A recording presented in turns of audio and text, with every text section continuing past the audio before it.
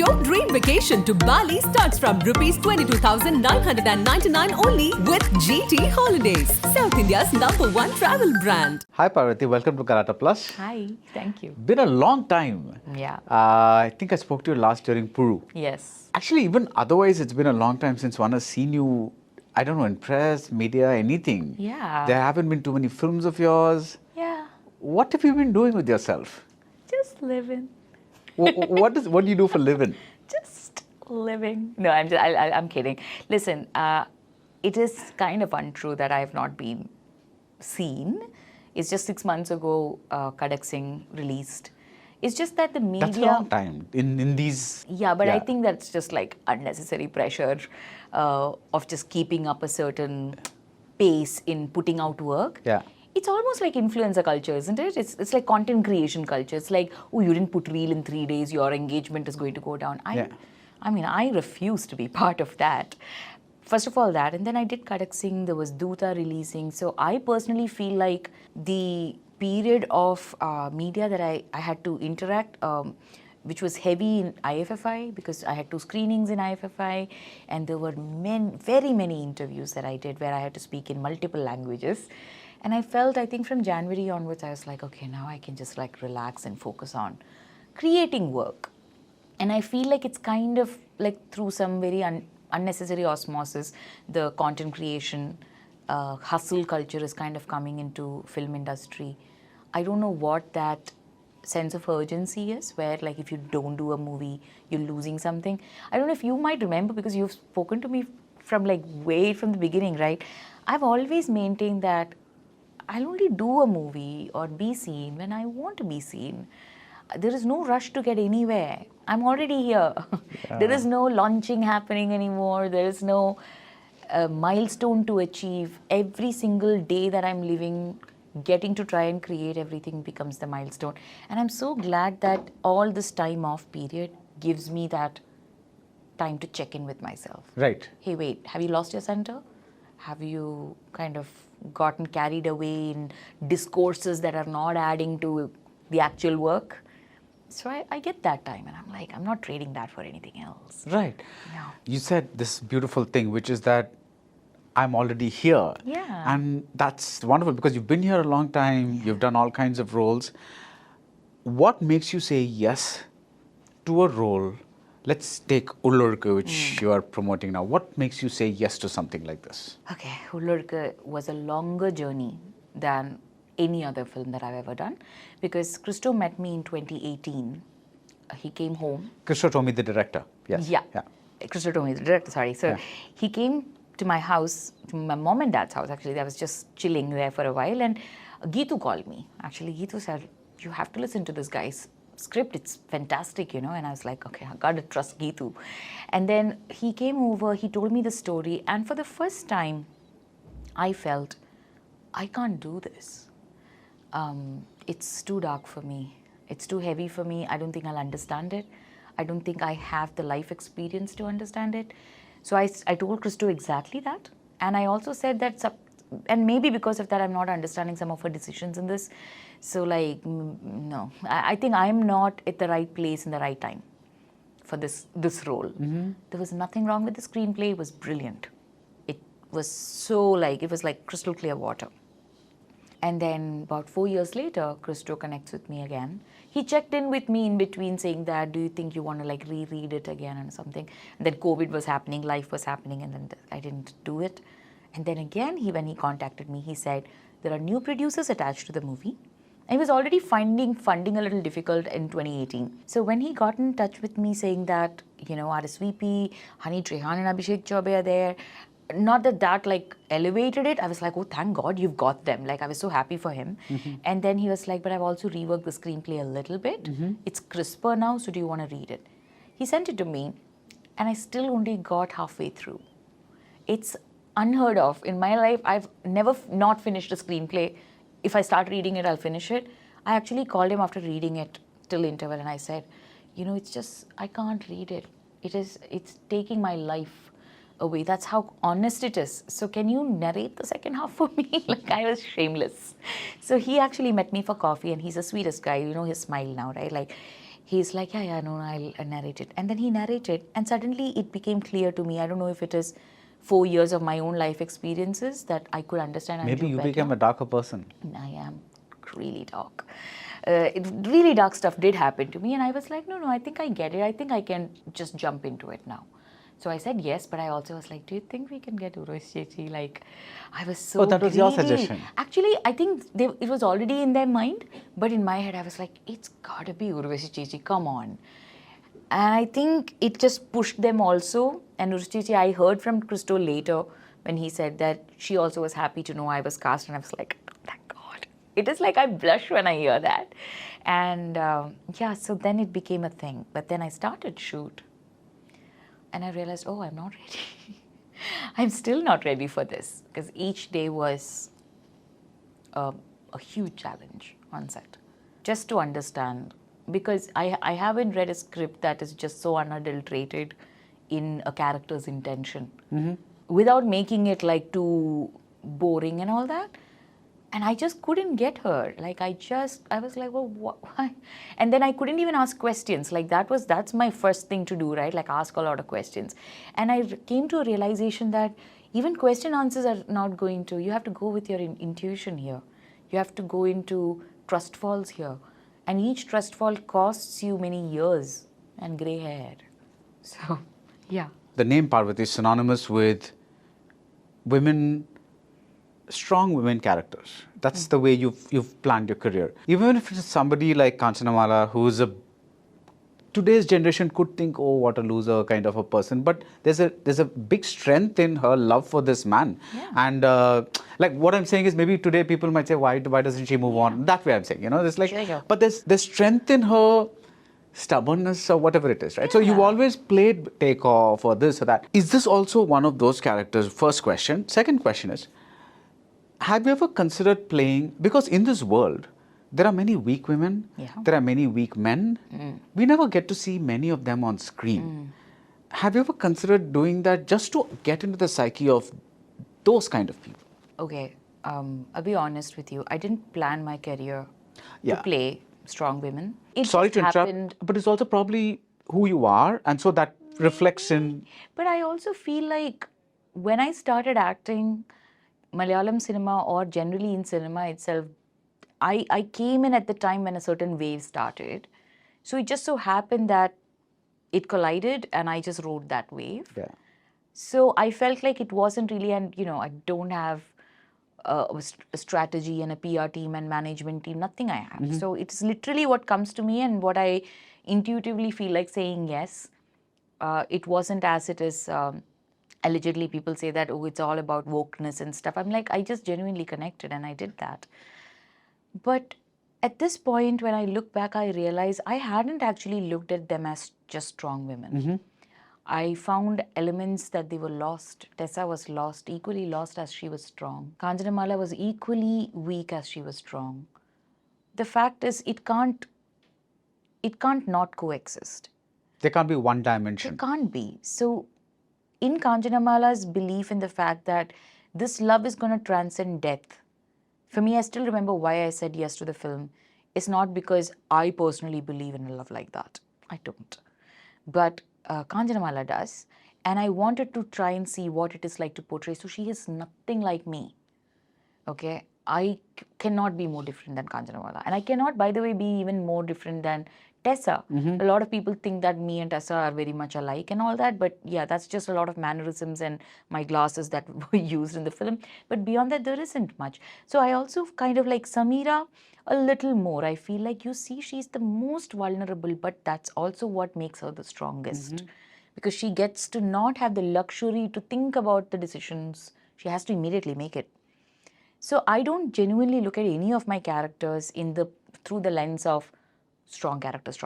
I was like, she was weak, hence she had to be strong. Everything was an arc. Now, if you look at Anju,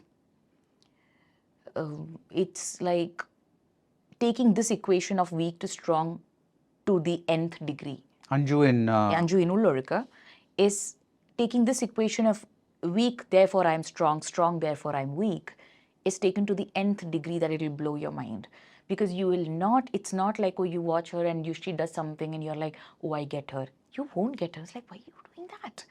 Oh, but why are you doing this now? What is wrong with you? Yeah. And I'm like, okay, here's a girl you cannot really put into any of your categories conveniently. Right. And that's probably what I struggled with, because we all, no matter how much we want to be out of the box, we still kind of like a little bit of a box. So Anju is not in any of the box. And she's like a flubber.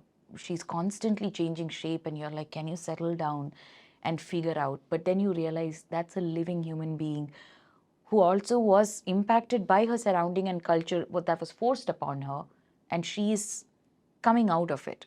So it's like watching a childbirth happening. It's like watching a skin removing its skin live. But now I had to embody that snake, so I know now how painful it is to shed that skin. Right. So I feel like that's the binary I don't agree with, is that it's either strong or weak. All the characters I have played only could become strong the way, but now when it comes to the directors who choose to portray it a certain way, either for commercial value or the script needs to be a certain way, that then entirely is not up to me. Yeah. For me, that experience of performing the character is all I will, and then I trust in my director with his or her vision of how she wants. For example, Sarah with Anjali, Sarah is not just a strong girl. She had to go through hellfire to get to where she is, Yeah. to have that smile on her face. So Anjali never told me she's the strong girl who never cries. We started from age 14 when she started having muscular atrophy and losing her father. Then only we came on set. So I guess my journey with the characters just seemed a Yeah. little different. So I think now looking back, I should have rephrased it differently. Characters with strength, Okay. rather than strong women. Yeah. But I've never seen a character of yours that did not have some kind of strength. Is You what I'm didn't trying to find say. that in Kude?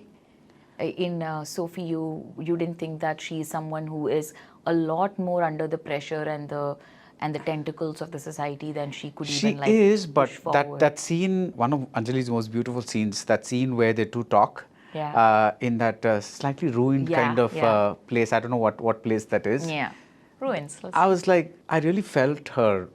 The way she speaks, Yeah. it gave me a lot of things about. See, the thing is, it's not that she has buckled. Yeah. There's still something inside her. That's like embers Yeah. still burning. Yeah. So I feel Sophie is one of the most underrated characters, like Joshua too, by the way. I think it's Prithvi's best performance to date, in my opinion.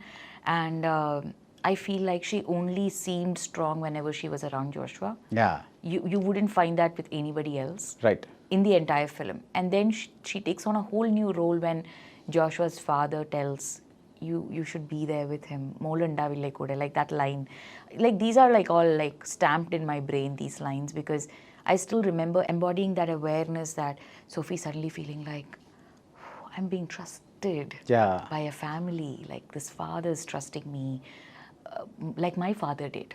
My father never got to stand up for me, but this father is doing that. Yeah. And it suddenly makes you, I don't know if you watched, when you were watching Crown, I mean, I shouldn't watch if you watch Crown. You know, there are some shots, which are my favorite shots. It's from here. We only see the queen's neck, the nape of the, not the nape, but like the side of the neck, which I realize is the most vulnerable. Because when you feel someone staring at you, you feel it in your neck first. Have you felt that? It's like you suddenly feel discomfort. Yeah, like That's a when you like tingling or turn something, around, yeah, and yeah. you don't feel it here. Where do you feel a gaze upon you, Yeah. right? I felt Sophie was like that. Imagine being naked inside of your neck the whole time. Someone's watching your neck all the time. So that's my element of where, again, at the same time, I would say I am supporting another person's storytelling. And I will choose like best of the lot that's coming to me. And I feel so far my understanding of strong and weak were very cutthroat. Yeah. And even in my performance, it was always like Yeah. I could always go back and forth and do this and that. But at the end of the day, when it comes to the cutting room and finally on the theatre, it seems a certain way to many people. Yeah. And this is not copping out of this choosing situation. I do want to evolve, but I feel like when people don't like one of my performances, I genuinely don't get affected, is because I'm like, but that's your right. Like, who am I to tell you that you should, like, for example, a lot of people told me they didn't like Rajyamma. Right? I'm like, cool. I'm like, but but I'm like, but that's what I could do. That's what I did do. I was very proud of it. That doesn't mean I'm going to force feed you and like, how dare you don't like it, right? But I feel like that's the thing. Like, everybody has the right to like really like dislike what I'm doing also. But I personally like the slow evolution happening. Nice. There are times when people say, "Kore kalala padutittu." So lot of time. Like, I remember, I think everyone's waiting for Madhuchetan to make a film after Kumbalami. And I'm like, leave him alone, please. Like, let him make a movie in his own space and time. Because that's, I think, what separates us, especially Malayalam film industry, is that we don't get too sucked into the hustle culture of needing to prove that, hey, I'm still here.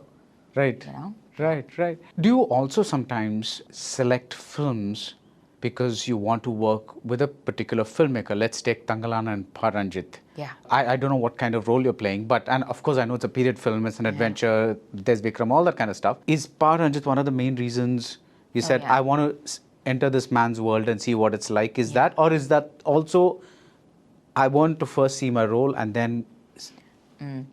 So Ranjit did this thing, he said he never does that. He said, narration alla ennala mudiyadhu and all that, he said. And then, but he gave me an actual like Zoom narration of the entire film. Because I told him I wanted that, he never resisted. And then I asked him more questions about the character and he was like, you know. And I'm like, okay, maybe I should ask him questions. Maybe this is not how it works. So my initial interest and a very strong initial entry to wanting to do this movie was Ranjit. I've been wanting to work with him for a long time. In fact, he did call me for some of his previous movies and I had said no for various reasons. Either it's the character or the dates weren't working out. So when he called me for like the third time, I was like, make it work, okay? Like, I really want to work. And then when I heard the character, it didn't literally like stand out because he told me a proper screenplay narration, not like a character-based narration. And when I came on set, and especially the workshop, I realized, oh my God, we are going to be co-creating this character together, aren't we? Like, you've got your Thangalaan, you've got many other characters all pat down, but Gangamma, my character's name, is going to be kind of co-created between the both of us. And I love that about Ranjit's point of view, is that we're going to find out together. And I know nothing about that kind of a woman either. So there are a lot of people behind it who are giving us research documents and women who are helping out with body language and all of that. So it became like it took a village to create that character.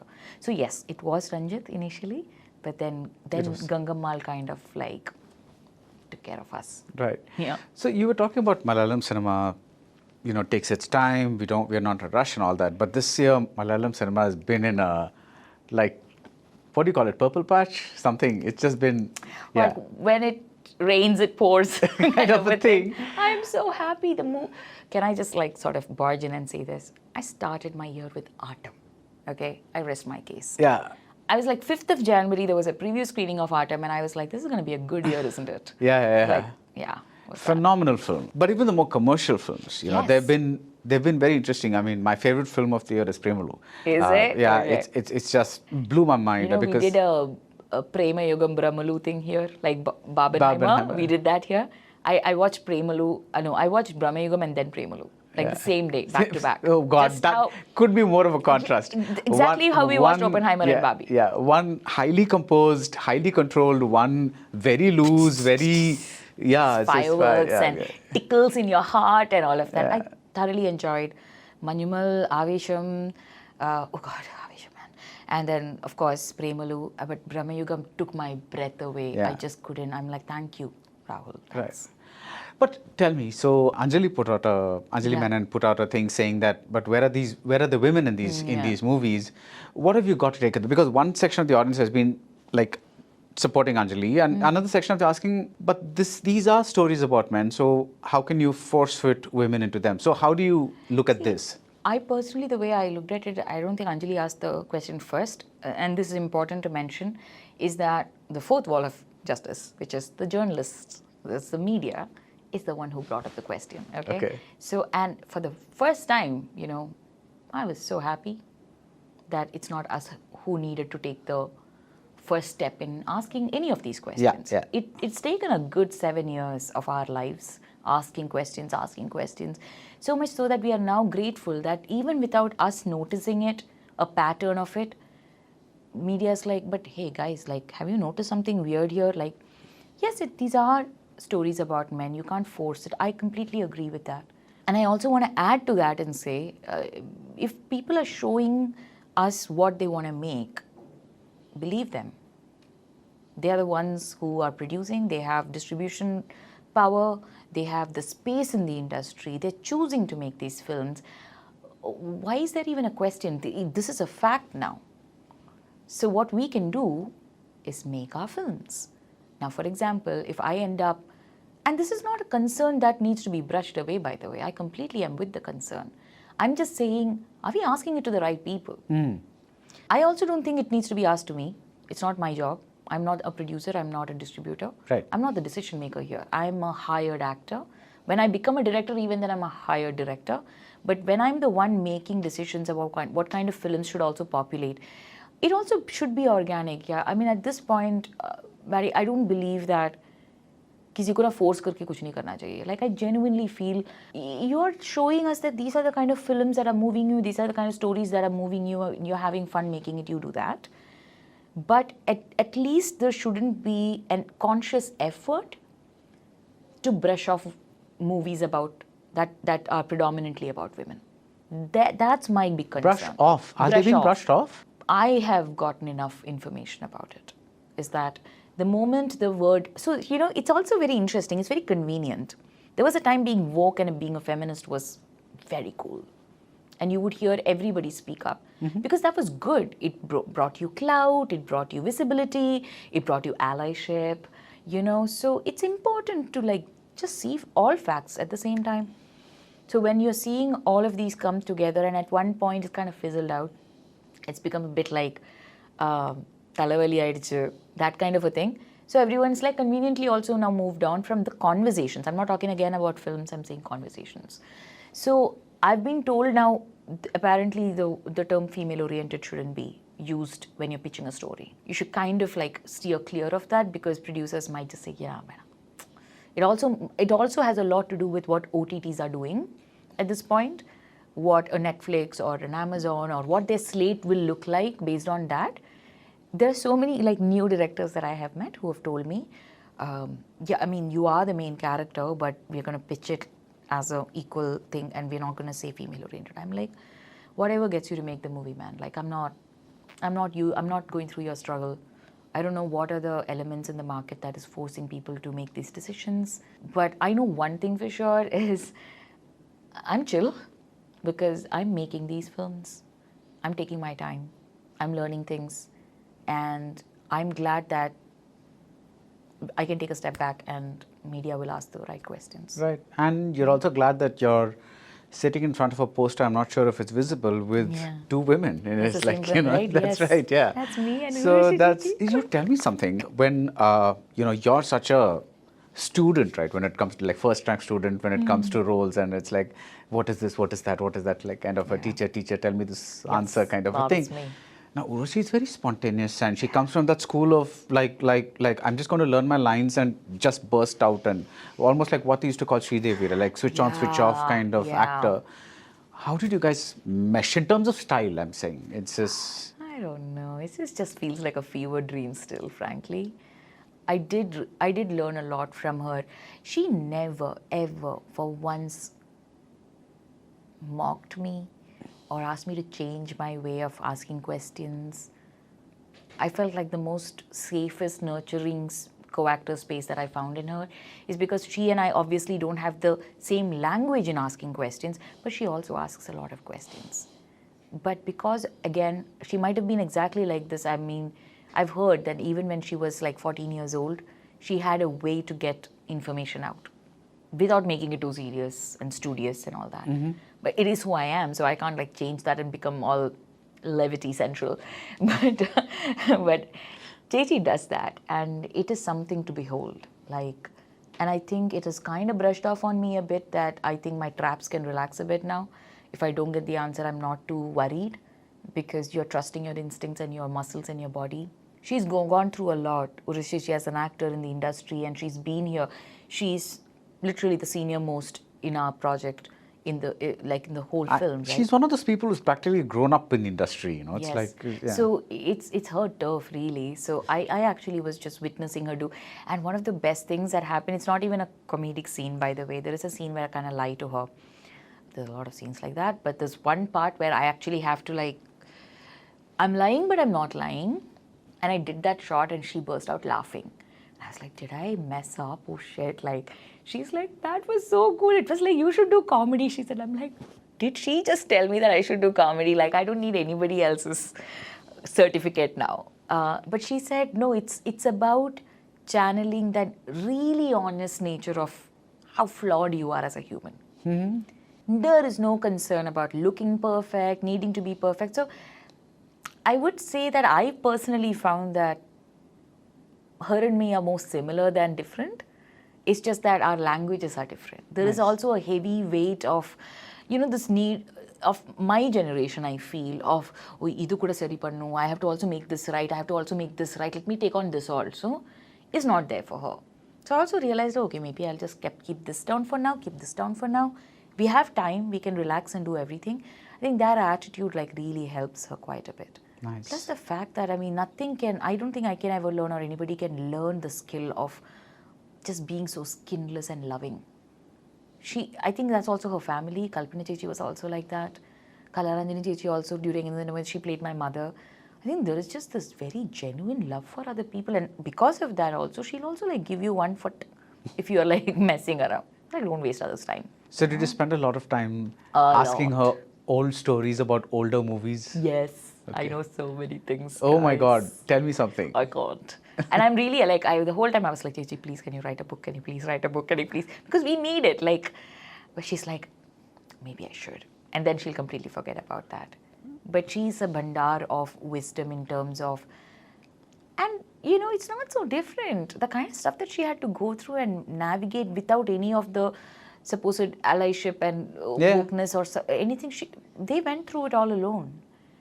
And that's also why, because they have really strong foundation in never leaving their center. And I agree with everybody who says that she's not been celebrated enough. Do they say that? A lot of people. Okay. I've seen so many comments saying that. She is on the range of our superstars here, who are male superstars here. And she also does something very unique, which is she knows her audience. Oh yeah. Because if you look at her performances in Tamil, the meter is slightly higher than what she does in Malayalam. And it's almost like she knows that this is what I have to give this audience and this is what I have to give this audience. It's that's another skill. It's But I remembered some interview I was watching yesterday. Oh no, it was actually, I was talking to a fellow actor and he told me he was working with one of the superstars.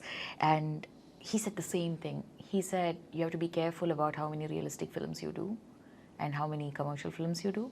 You got to keep peppering the commercial films, because don't get comfortable being yourself. Then you won't know what it is to perform in different genres and stuff. I was like, that's such a brilliant advice. And she did the same thing. She actually did. She didn't say it to me, but what he said is so right. Yeah. You got to make those decisions also. You realize that those different muscles also have to.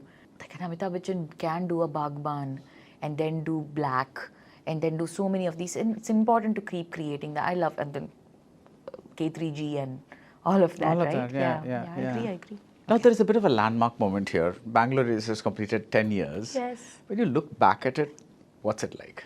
Oh man, that's a blanket question.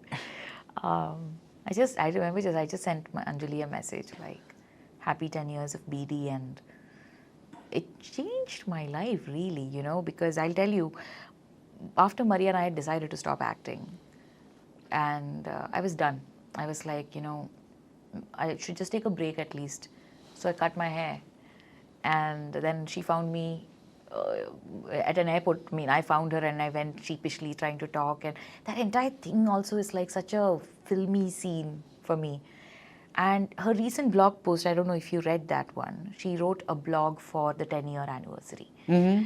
And in that there is a line that she says is that They were like about 10 days close to shooting the film, and she changed the entire second half. And Anwar was like, "What are you doing?" And I was like, "No, no." And the trust of the HODs is so important, she was talking about. And I was blown away by it because the story, obviously, the one that I had heard first is not when suddenly she's like, "I got to meet you because now it's not the same setup." Especially in my storyline is what the changes had come. I think I've witnessed Anjali just imploding, exploding, and putting a movie together. And that is way more profound and relevant to me now than, because I'm moving into direction. And everything that has happened in the last 3 years, setting up my directorial, has just changed me entirely. So every time I could have a conversation with any of my fellow directors, I'm like newfound respect pro max. Because it's character development. I don't want to call it direction anymore. I was like, you're going into a character development course at this point. So I would look back at BD in the sense that not even as Sarah or what the character was anymore. I think I've moved over timelines to be looking at it as a director now. So yeah, it makes you kind of feel a little somber. Yeah, for me it was a big moment because that was about the time that subtitle Malayalam films had started getting out of the state. Okay, So see, I follow about 80% of spoken Malayalam, but when it gets to dialects and things like that, I kind of zone out a bit, right? Because so I always prefer to watch films that I don't understand 100% with subtitles. And I remember watching this with a friend, and I remember the theatre reaction in Chennai, and it was insane.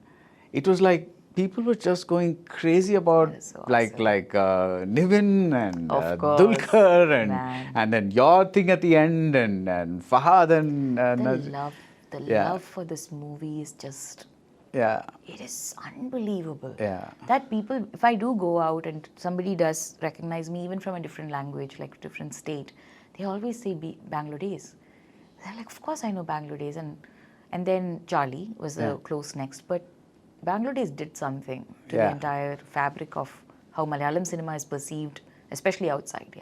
Right. And in that wave, when you look at it, I think it came a little into that wave that you're talking about. Yeah. So by then, you'd had a lot of these kind of grounded films, and people are trying to find their, like some of them are trying to find their feet. And I think Bangalore Days kind of landed there, just like I'm not doing a good job of explaining this, but I think what I think I get what you mean. Right. I think there were a lot. By the way, I think when was it Passengers, Cocktail, and Traffic released, and the whole, like, there was a swerve happening in Malayalam, right? Like, it was not an immediate pivot or an immediate U-turn. It was like a swerve coming in. And then BD came and like just on the nail, right? It also hit everything commercially. And the fact that, oh shit, we can do all of that now.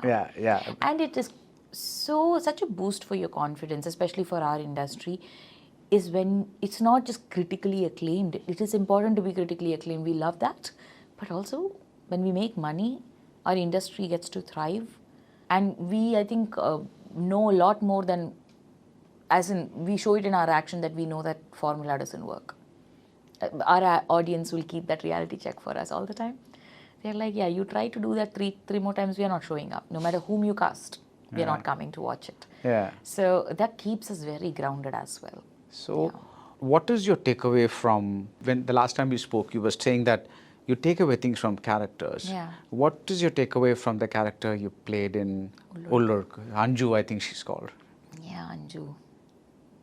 Damn you, Anju. Like, you've been wet. She's been a slippery one, So I finished playing this part in July 2022. So it's been 2 years since I performed as Anju. So there is a good amount of distance. So my response is going to be very filtered because it's 2 years of, and then I watched it only recently and I watched it 3 times. So because first, again, like I love the movie. I love the way Christos made it. I think there is a huge element of forgiveness that's coming to me. She is all kinds of flawed. According to others, she doesn't know any better. So the idea that a flawed person doesn't know any better, when they know better, they could do better. So can we support them in that? I think for me as a person, more than me as an actor in the industry, it helped me grow as a person is that oh man, it's so cringy sometimes when you look back at the things you've done or things others have done and start having these judgments about them. And I know it's all very bookish when I say it right now, but when you watch this movie, you'll see Anju's decisions and the things she does. It's like it is undercurrent. There is an undercurrent of so many things that it just doesn't make sense. I especially have a habit of wanting to put everything in words which are very well explained, and I feel like the need for that is kind of gone. So there is a bit of an identity crisis as well because of that. Because suddenly I'm like, I don't care. And I'm like, then what do you care about? And I'm like, you shush for some time maybe. Like it's all that internal dialogue is kind of calmed down a bit. And I can appreciate a lot of finer things in life now because of that shift in me. Right. Yeah. I find a parallel in that as well because, whenever I talk to people who talk very well like you, very articulate, it's almost like, we go beyond the movie and I discover something that makes me think of things in a new way. For example, that whole discussion about strong and weak that we had at the beginning, that was so interesting because and then I realized that that's exactly what I meant, but I probably phrased the question wrong. Yeah, like I should have probably said there is strength in every character. It's lovely to learn that. That's and I always wonder. I want to ask you this. Like I think you and just maybe two others in this field who've done like proper. It feels like emotional investigation interviews with me have seen me grow over 18 years now. I still remember when you wrote a first review. I don't know for which movie it was. I don't know if it was Poo. Maybe Marianne. Maybe Marianne. I remember it was a column at the time, and you said something about watch out for about me. There was a paragraph about me. It's so long. Like you won't believe. I ran in. I told my mom and dad, Baradwaj Rangan has written about me. Yeah, like I made it, y'all. And also, but that meant a lot because you would ask these questions. There is depth and wanting to go into depth without having to make things light and funny and things, because these are the important conversations. And every interview doesn't have to have clear-cut answers. I could also I'm so happy to even tell you that I don't know. Yeah, and just to take that a little further, it's, this is a very specific moment in time that we're having a very specific conversation. Yeah. The same set of questions, if I ask you tomorrow, you might approach them a different way. Maybe, absolutely. Yeah, because it depends on where you are at that your headspace at that particular time. Yeah. So it cannot be also more true, like in terms of my acting career itself, like Ullozhukku is the best example. Came to me in 2018, then again in 2020, and then 2022 is when we shot it. So over 6 to 8 years that Christo had to make it, I wasn't ready for it in 2018. And then when 2020, I was like, okay, interesting. 2022, when I was doing it, I was a completely different person. 2 years are like huge, right? Even 1 day is. I even applied this for my character preparation. I was like, whatever she's had in the morning for food is going to also inform how her temperament is going to be. So yeah, you're completely right. And it's good to be aware of that. But at the same time, man, it's good to have conversations again. Like without a certain weight of needing to have all the right answers, I feel.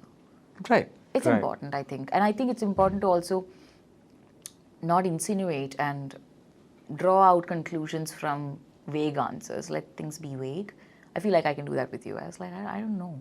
Maybe. Yeah, and I think that's very liberating. So thanks so much. Thank you. All the best for Ullozhukku. It looks extremely interesting, especially with the intriguing post about secrets will surface and all that kind of stuff. So it's sounds very ominous. So yeah, it's very ominous. I went through it, so I know. But it also is. I leave you. This is my parting shot. Is that I don't think I would say every actor would say, "Nah, this is a very different film and all," but it kind of reminded me of the pace, the delicious pace of an Alkutal Taniye, or such movies in the past, like in the 80s, where we would see things taking their time to unravel. So it remains with you much longer. I found that in Arkaryam as well. Oh, I love that movie. I love that movie. I wish Arkaryam. I feel like it. Didn't you feel that pace was there in that? I love that movie. It's just It's one of my favorite films that I've done. There's Kude, there's Arkaryam. There are some that are like a little more of a pet than others. Yeah. So, but thank you, Parvathy. Thank you. Thank you. It was lovely talking to you. Hola! Your dream vacation to Bali starts from rupees 22,999 only with GT Holidays, South India's #1 travel brand.